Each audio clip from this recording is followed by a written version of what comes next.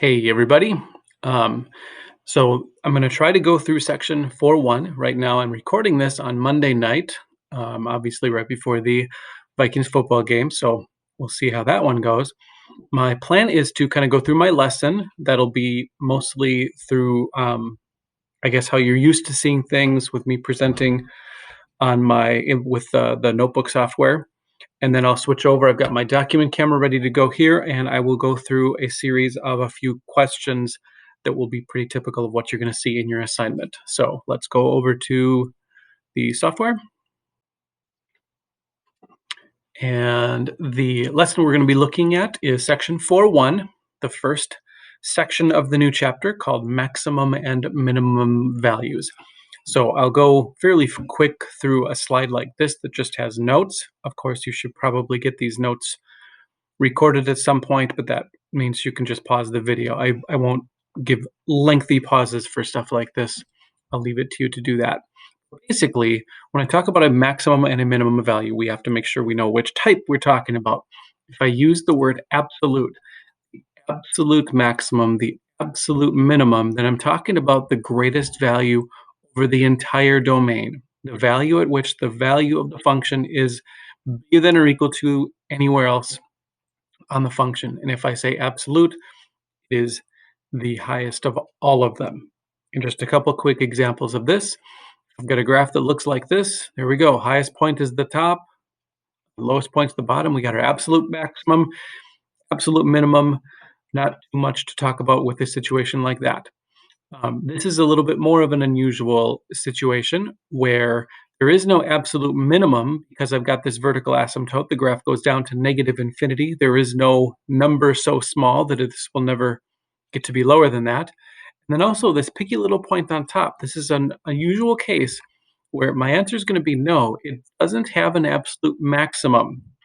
As you look at this graph, you'd say, well, sure, what about point right up here? Well, that point is not on the graph. The open circle indicates that it's not on the graph. And so it never attains a value of 7. And so you could say, well, what about 6.9? Well, no, because it gets to be bigger than 6.9. It gets to be 6.95. And then you say, well, what about 6.99 or 6.999? And then if I was standing in front of a class of students, someone would say, well, what about 6.9 repeating? At which point I would say, well, no, because 6.9 repeating is 7. And this never attains a value of 6.9 repeating, which is 7. So kind of an unusual case, but that's okay. We can have unusual cases. This graph does not have an absolute maximum because there is no value that you can name that it has and will never get higher than. More important is that we know the difference between an absolute maximum and a local maximum. When I use the phrase local or relative, I'm not saying it's the highest on the entire graph. I'm just saying that it's the highest on some interval around that value. The local maximum at C, if on some interval around C, that's either the highest value or the lowest value if we're talking about a local minimum. And so, for example, a graph that looks like this, that's increasing, decreasing a couple different times.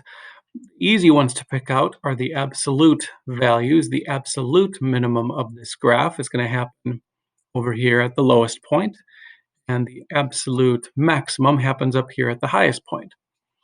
And a point here, well, on this little open window around it, that's the lowest point.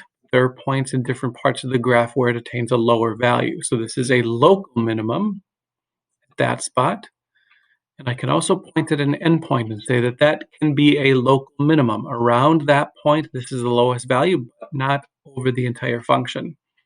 And then we've got another, let's see, local maximum up here. Again, not the highest point on the entire function. It gets a little bit higher over here. It's the highest point on that window around that point.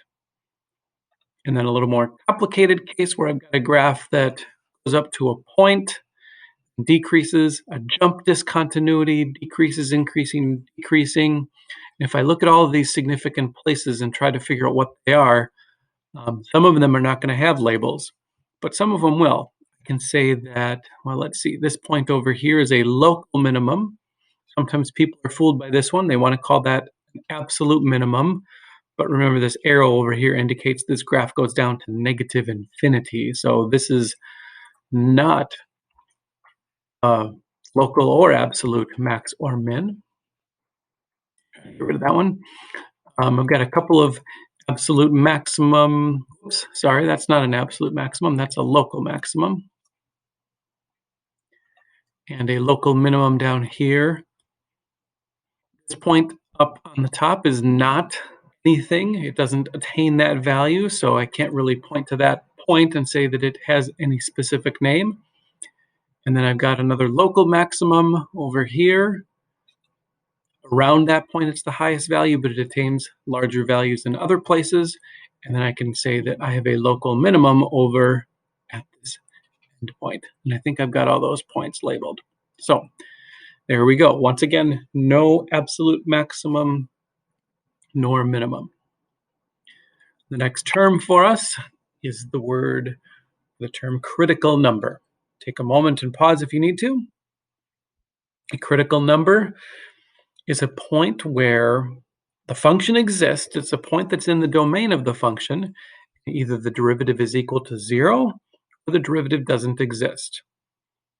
We'll be spending a lot of time looking for critical numbers. They're called critical numbers because important things happen at them. So, a quick example, if I've got a graph that's doing something like this, my critical numbers at point B, derivative is equal to 0, at D, at E, at all those places, the derivative is equal to 0, horizontal tangent line, so those are critical numbers. At C, we've got another critical number because the derivative doesn't exist at point C. I'm going to say that at A and F, those are not critical numbers. We can look at, as we're approaching a value of A, the slope of a tangent line is approaching some value, even though it doesn't exist to the left of it, to the right of point F. I'm still going to allow that points A and F would not be classified as critical numbers, and that's okay. Even if you count them as critical numbers, you're going to be okay. I'm just going to say that according to our definition, they would be all right. And then another quick example, critical numbers of this graph, easy ones, place where the derivative is equal to 0. I'm going to say at the endpoints, those are not critical numbers for the same reason as the previous slide. And then I'm going to say that at point C, there is not a critical number. And if you look at this and say, well, the derivative doesn't exist at that point, I go back to my definition and say it has to be in the domain. If the graph doesn't exist, it can't have a critical number. So if I put a point on here and I say function exists at that point, then I would include C as one of the critical numbers. But if the graph doesn't exist, it will not have a critical number at that point. All right, so what's the significance? What do we care so much about critical numbers? Well, this handsome devil is named Pierre Fermat, a French guy, and he said that if F has a local maximum or minimum at C, then C is a critical number of F. There's a conditional statement. I could show this one to my geometry students and they could break it down to you and talk about what conditional statements are. If F has a max or a min, then C is a critical number. Now, in terms of logic and how this works, what it boils down to is it's going to give us a way to find max and mins, because if they're happening, they have to happen at a critical number. And if I wanted to make this video a lot longer, I would talk more about Fermat and a theorem that he has that's more famous. But I think I'm going to force myself to skip that. And if anyone's wondering about that, I'd be happy to explain because it's kind of a cool thing. What it's going to mean for us is that if I want to find the absolute maximum, absolute minimum, and honestly, we can also find relative maxes and mins by doing the same thing. All we've got to do is take your function, whatever that is, find the values where you have critical numbers. If there is a max or a min, it's going to happen at those critical numbers. But we also have to check out the endpoints. Because the derivative may exist at those endpoints, the derivative won't be equal to 0. I guess it could be, but it probably won't be equal to 0. And so if the maximum or minimum point occurs at an endpoint, I'm not going to find it unless I'm looking at those endpoints. So the critical numbers give us the ones that we can look for by using calculus, and then the endpoints give us other possibilities. And once we have those figured out, any value that the function has either must be a maximum or a minimum value, or it could be a relative, it could be an absolute. We'll have to look at that and see some examples in just a moment. So we will find the critical points, take the derivative, find where the derivative either doesn't exist or is equal to 0, and then plug in those values and find out which one's the biggest one and which one is the smallest one. So at this point, I am going to switch over to my document camera so we can go through. But before I do that, I'm just going to show you these problems. And actually, to give yourself the best experience, to give yourself the most practice as you do these, I would suggest that you do a quick pause of the screen right now. Take a look at this one, try it out. And I'll flip through. I'll show you all 5 of the problems that I'll be going through. And then after you've had a chance to try it, then watch the video of me working it out. Next example I have is going to be this, which is the same function, but I basically removed the domain restriction and said, let's find the absolute minimum anywhere. The next example I will do is a rational function, x squared minus 4 over x squared plus 4, but I'm restricting my domain just between -4 and 4. The next one I will do is this interesting looking graph. And I put no calculator on this one. Don't cheat on this one. Do figure this one out using calculus. Then watch me figure it out using calculus. And then finally, we'll talk about what the graph looks like on my video. And if you want to take a look on your calculator, you can do that also. And then finally, one more rational for us to take a look at, maximum and minimum values for something like this on the interval between -3 and 5. Again, pause this, try these problems out before you advance, and watch me do them. Try the first one. Try the first one now, then watch the video on the first one, and then try the second one, and then watch the video on the second one. I'm going to put them all together in this one video. Please give yourself a chance to try these out. When I watch the Vikings play football tonight, I will not get any better at football. We've got people in this class who can tell you that the way you get better at something is by trying it and practicing it and doing it, and you should think about that. Okay, I'm going to start. And here we are on the document camera. So find the absolute maximum of this function on this interval, and then we'll take a look at what it looks like everywhere. So these will definitely go together.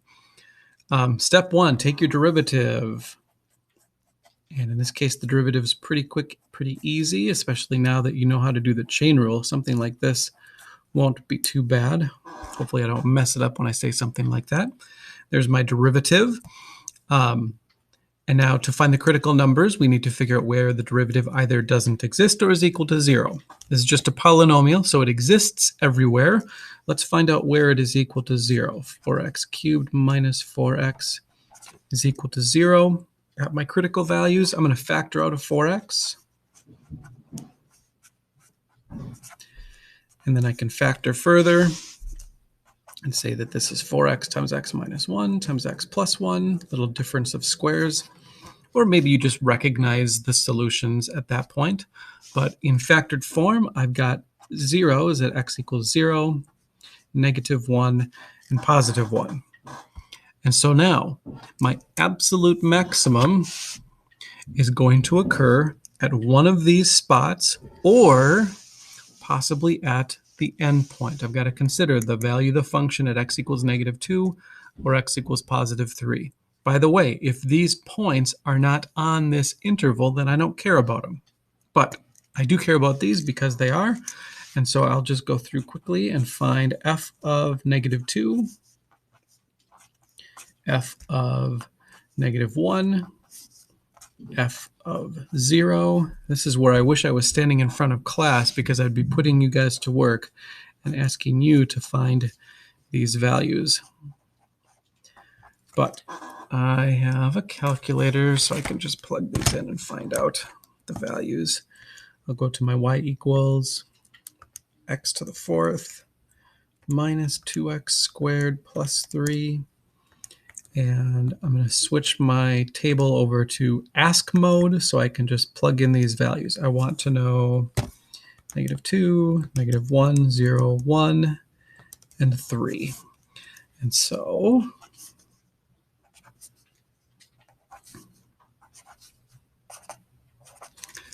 looks like I've got my answer. The absolute minimum of this function is 2. It occurs at both -1 and +1. So my absolute minimum is 2, and my absolute maximum, the largest value, at least on this interval, is 66. The minimum of 2 occurs at x equals negative and +1, and my minimum occurs at x equals 3. And so there we go. When I say find the absolute minimum of this same function, but I remove that restriction from -2 to 3, and I just say, what's the absolute minimum anywhere? Oh, and look at that. I've been answering questions that I didn't ask. I was only asking about the maximum, so I guess all I really care about there was the maximum at 66. But if I want to know the absolute minimum, well, I already found out that if there is a minimum, it's going to have a value of 2. And in the case of this function, I'm going to have to go with what I know about this function, x to the 4th. The leading coefficient is positive, and it's a 4th degree polynomial, which means the general shape of this graph is going to be something like that, some kind of a W shape, which means those 2 points that I found that were my minimum values, there was one that was at x equals -1, and another one over here at x equals, at x equals +1. And I found the minimum value was 2. That must be my absolute minimum value. If I ask about the absolute maximum value, the answer would be that it doesn't have one because of the shape of this graph. It goes above the absolute maximum that I found with the previous example. It goes above 66 and it goes off to infinity. And so something to consider if you've got a graph and I'm going off to infinity or across all real numbers, we might have to consider stuff like that. But looks like my minimum value is 2, and this occurs at x equals both positive or -1. All right, so there we go. That is a polynomial. Let's take a look at this irrational function, find the maximum and minimum values here.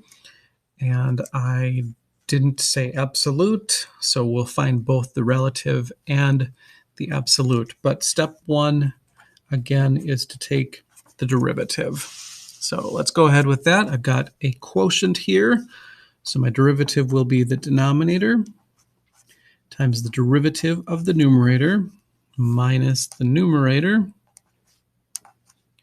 times the derivative of the denominator, all divided by the denominator squared.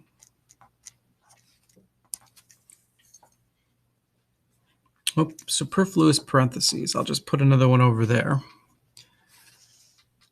Now, if I want to find out where this is equal to 0 or doesn't exist, I've got some simplifying to do. Well, first of all, it will exist everywhere because I'll never have a 0 in the denominator. X squared is greater than or equal to 0. So when I add 4 to that, I'll get a number that's greater than or equal to 4. And then when I square that, well, I'm never going to get 0 in the denominator. So no worries there. But if I want to find where it's equal to 0, I'll have to simplify that numerator. Let's call that 2x cubed plus 8x minus 2x cubed. And let's see, minus a negative, so plus 8x. And I'm just going to double check and make sure I'm keeping track of all my negative signs, but I think I'm doing okay. All of that over x squared plus 4. You might be anxious to show off that you can FOIL this out. I'm not going to bother with it because it's not going to give me any new information. All I care about is when is that numerator equal to 0. I've already determined that the denominator is not equal to 0. So I'm just going to leave that as is and call this 16x over x squared plus 4 squared. And so g prime of x equals 0 when x equals 0. 16 times 0 is the only value that gives me 0. So this function has some important stuff happening at x equals 0. I'm going to plug in 0, and I find that the value of this function is 0 minus 4 over 0 plus 4, which is negative 1. Now, I don't know if that's my maximum value or if that's my minimum value. And so to determine which one it is, if any of them, I've got to look at what the value of this function is somewhere else. So I'm going to take a look and see what happens when I go off to infinity.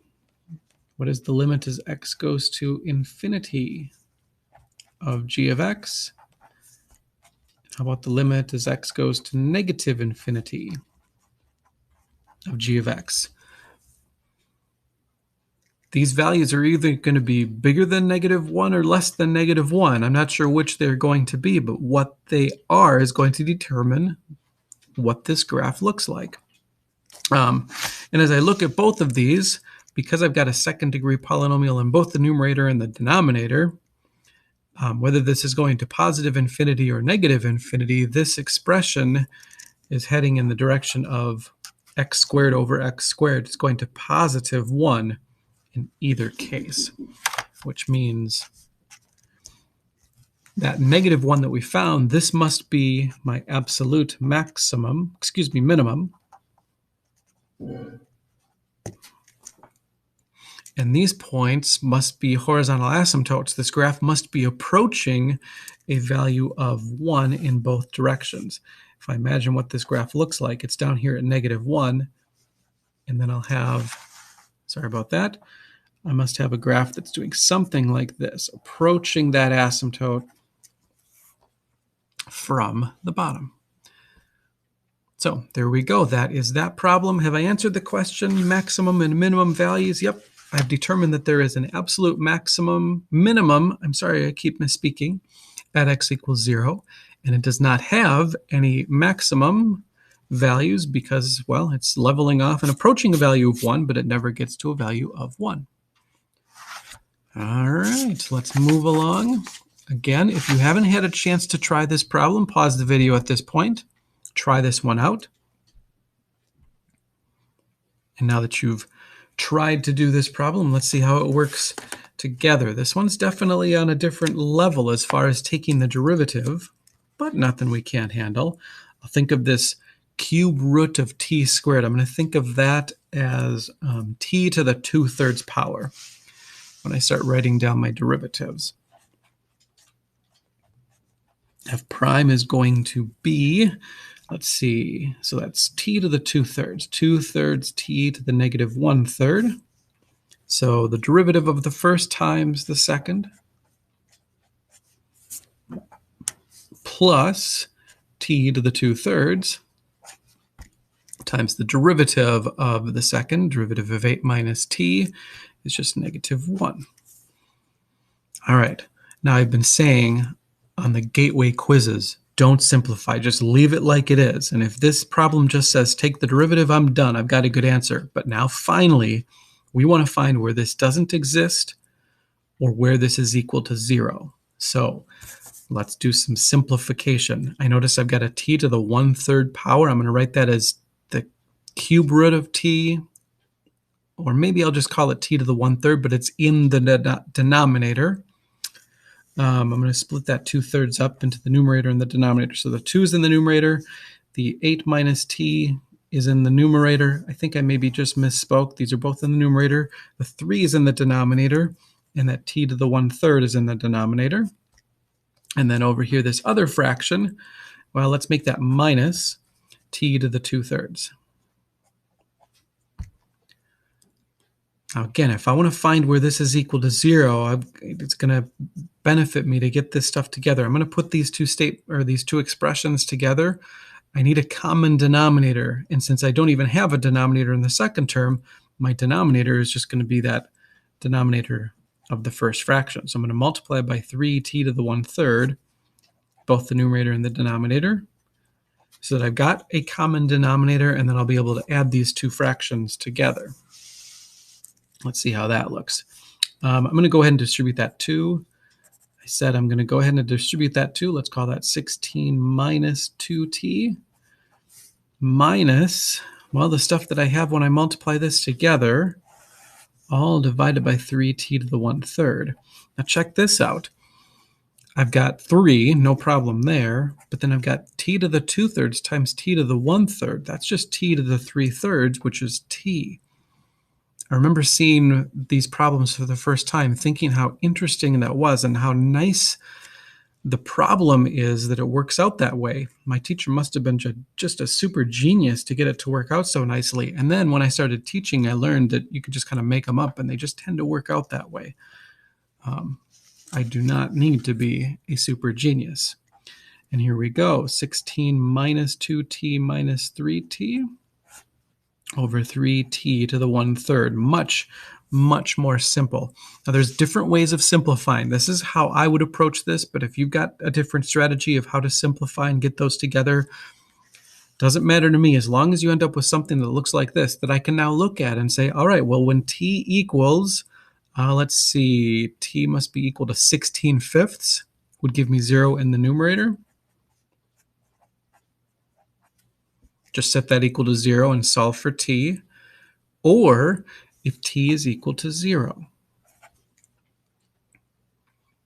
that would make the denominator equal to 0. So I've got a critical number where the function has a horizontal tangent line, so a good candidate for a maximum or a minimum, or this spot where it doesn't exist. Now, when I say it, I mean the derivative. The derivative doesn't exist. We can't divide by 0. But this function exists at 0.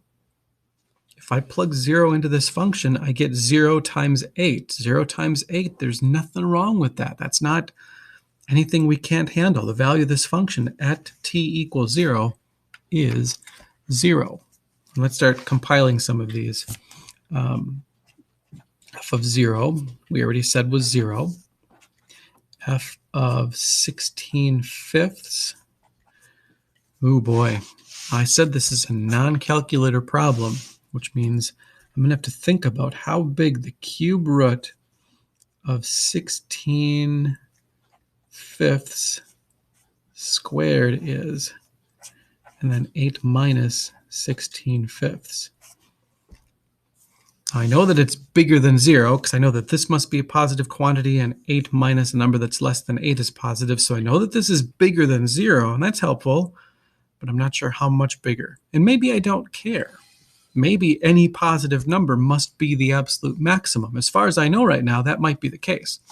But I've also got to take a look at my endpoints at -1 and +6. Maybe those will be some other places where the value of the function could be either greater than 0 or less than 0. F of 1, I'm plugging that in. I've got the cube root of -1 squared. Well, that's just 1, because I would square it first. -1 squared is 1, cube root of 1 is 1, and then 8 minus -1 is 9. So I guess we got another positive value. We hopefully can determine whether this number is bigger than 9 or less than 9. But then also we need to take a look at what the value of this function is at x equals 6. Cube root of 6 squared times 8 minus 6. So At this point, we have the interesting situation where I know that if there is a maximum or minimum value, it's going to have to happen at one of these spots. This function exists everywhere on that interval, which means whichever one of these is the biggest is the maximum, whichever one is the smallest is the minimum. And guess what? All the rest of them are positive,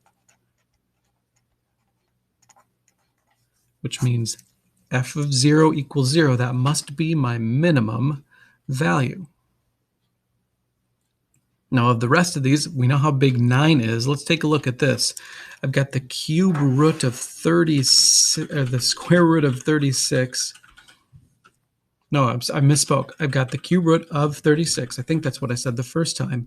How big is that? Let's see, the cube root of 36. I know the cube root of 27. The cube root of 27 is 3.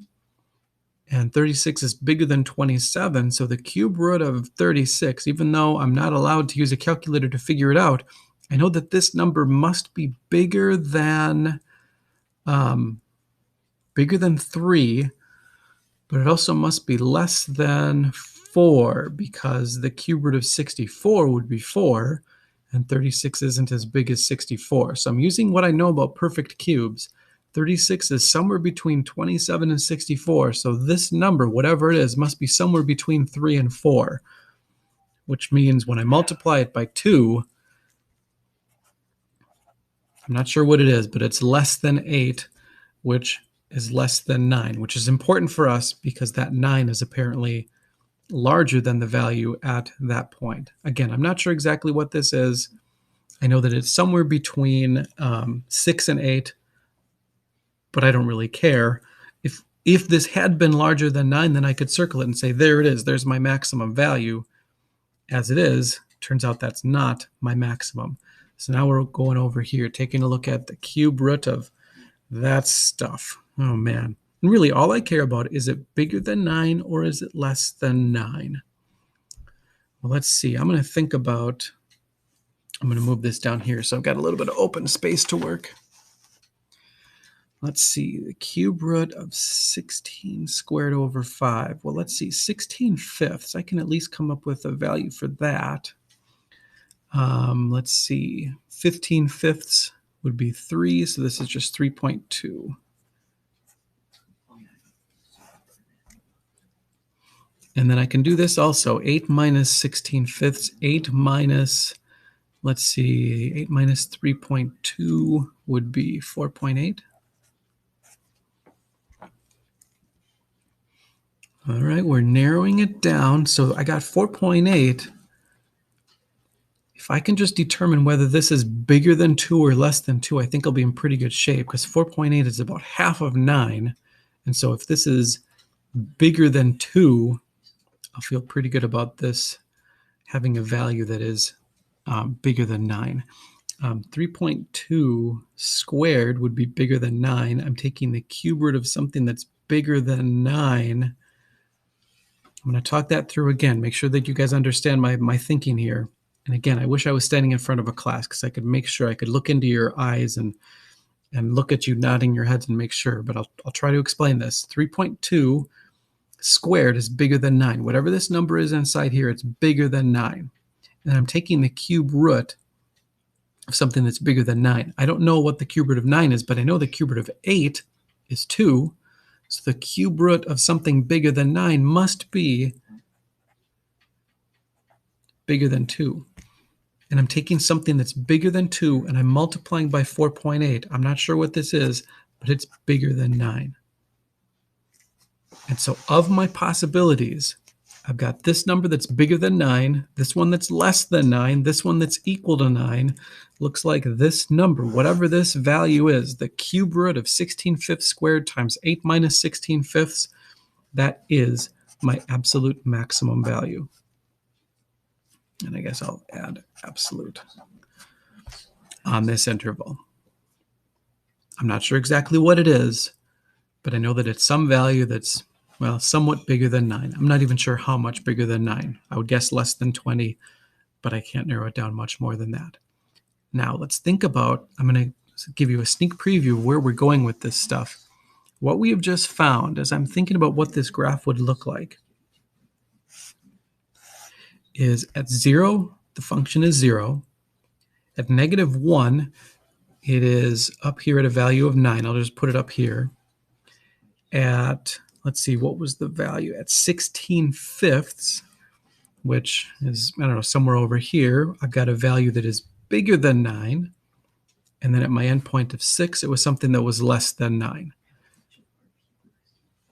So I'm playing this weird game of connect the dots. What kind of a graph would this look like if it is here and then here and then here and then here? The derivative is equal to 0 at that point. That makes sense. We could have just a normal curve that just comes to a horizontal tangent. But what's happening over here? What could be happening at this point where the derivative doesn't exist?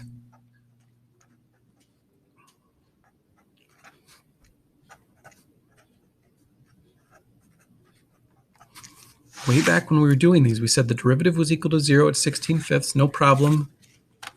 But the derivative doesn't exist at this point right here. And at this point, I'd be asking you guys, any ideas? What could be happening at that point? And someone might say a corner. And I would say not exactly. It turns out that the shape of this graph is this rarely seen property called a cusp, where I've got a vertical tangent at that point. The closer we get to 0, the closer our derivative, or the larger our derivative gets, either positive or negative infinity. And so we end up with the graph shape that'll look something like this, a maximum there and then calming down, looking something like that, kind of a unique looking graph. We're getting ahead of ourselves if we're thinking about graphs like this, but just to explain why, we have a minimum value down there, a maximum value up there. Those other 2 points were somewhere in between. Whew. That's a fun one. And one more before we wrap up. I've got about an hour and a half before kickoff. It'll be perfect. Let's see. Find the maximum and minimum values of this one on the interval between -3 and 5.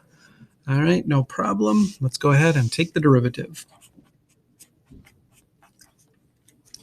Quotient rule, denominator times the derivative of the numerator minus the numerator times the derivative of the denominator, which is just -1, all divided by the denominator squared. All right, I'm going to do a little bit of expanding in that numerator. Let's go with -2x squared. Let's see, I'll have plus 16x minus 8x. Did I do that right? Plus 16x. No, plus 8x. Sorry about that. Looks like I've got 24x. And then minus 64.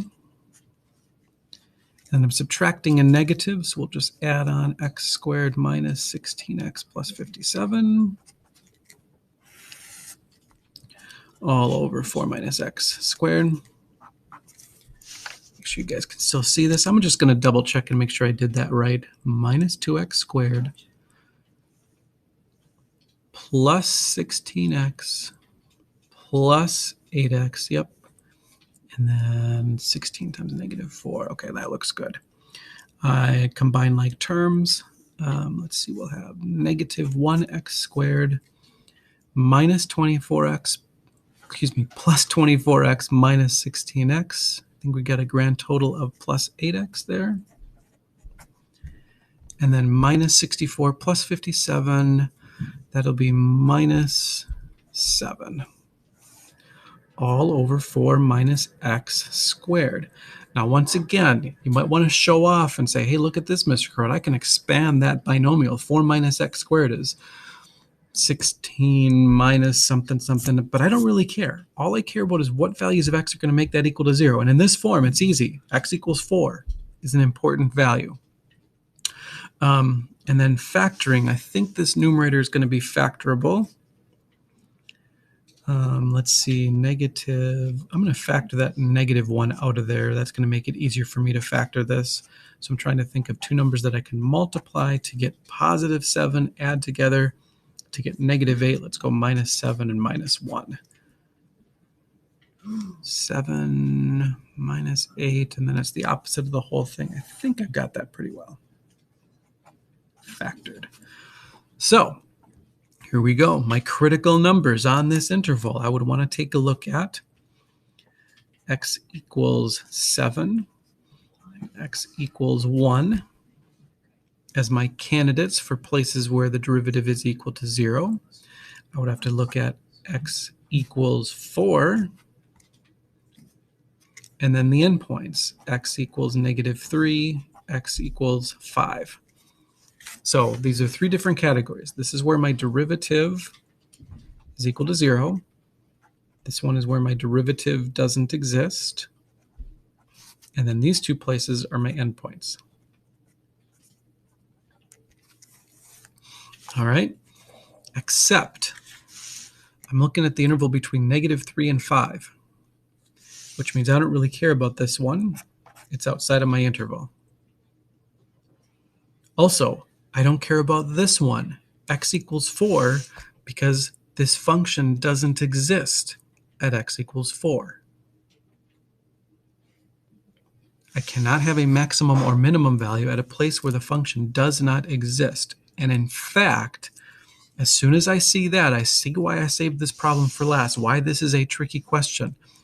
My maximum and minimum values for this function, I'm not sure what this looks like, but I'm going to have a vertical asymptote at x equals 4. On one side of that vertical asymptote, it's going to infinity, and on the other side, it's going to -infinity. So there is going to be no maximum or minimum, no absolute max or minimum values. Anything that I find are going to be local maximum or minimum values. And I guess I'm going to find those. I didn't put a calculator restriction on this problem, so I'm going to go ahead and use my calculator to find the values. I'm just going to plug these in and say x squared minus 16x plus 57 divided by 4 minus x. And again, I'll just go and have my calculator tell me the values. I want to know what the value is at 1 and 4. Oh, that's right, it doesn't exist there. -3 and 5, and I don't want that one there anymore. Can I just get rid of it? Well, I guess I'm stuck with it. So looking at these, looks like my maximum value is happening at x equals -3 at the left endpoint. My minimum value is happening at x equals 5 at the right endpoint. And that x equals 1, that just must be a local, let's see, that must be, I'm trying to think of where it is relative to that asymptote. The asymptote's happening at 4. And so -3 and 1 are both on the same side of the asymptote. So yeah, -3, that's my minimum value, that's the endpoint, and that x equals 1, that must be a local maximum at x equals 14.